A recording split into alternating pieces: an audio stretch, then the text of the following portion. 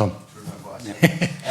How difficult is it for you now to convey the message that the players need to bottle the emotion that they felt tonight, the disappointment, and make sure that they do not feel that disappointment again in the title race? I tried to give a lot of clarity in the dressing room, and it was only that the message, accept it so late, we have to learn from it, but there is no point now spending one bit of energy or thoughts that is going to take anything out of Sunday, because we're going to have to be at our best again in the Premier League against Palace to beat them, and I want everybody just recovering mentally and physically to be in the best possible condition for the game. You're up against Patrick Vieira at the weekend. How well did you get to know him when you were both part of the City football group?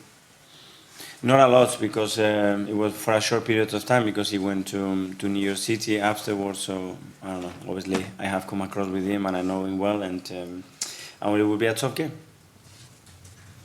I think Palace have won this year. Does that make them a more dangerous opponent in some ways? Because that has to end at some point.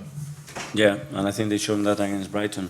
So we have to be again better than today in many departments, with the same desire, and do what we have to do to win the game.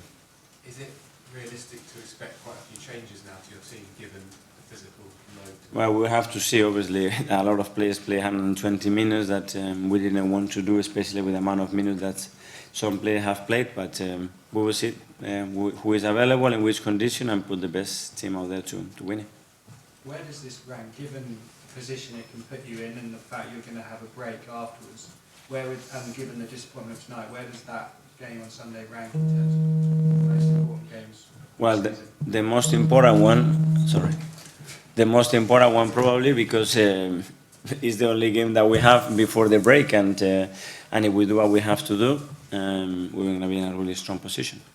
Mikel, it's obviously very raw tonight, but people often say that from the hardest moments in adversity, that's when you learn more than when you win, and you've obviously had a lot of games that you've won this season.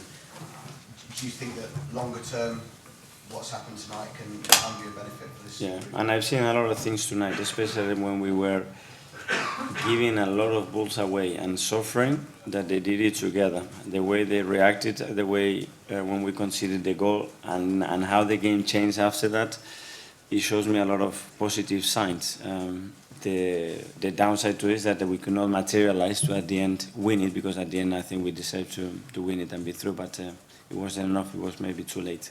Because you've got a break coming up, if a player was 50-50 fitness-wise after tonight, would you risk him on Sunday? A player that is 50-50 cannot play in the Premier League. You have to be 90-100 to play at the level that we need in this league. But still 48 hours to recover, to assess everybody, and hopefully they will recover well. Gail? How much better do you feel your squad are in a position to respond now than maybe we've seen in the past? I don't know. Everybody tries to respond the best possible way, but at the end we have to do it on the pitch.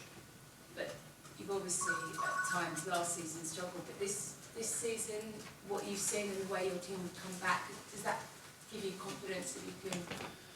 It gives me confidence because I see them today, the way they react again and how much they want it, the way they played the last 20 minutes and under fatigue, the way they tried, the way they were tracking back, the body language that they had between them. So I'm sure they will try their best, but then we have to be better than the opponent. Last one, Dan.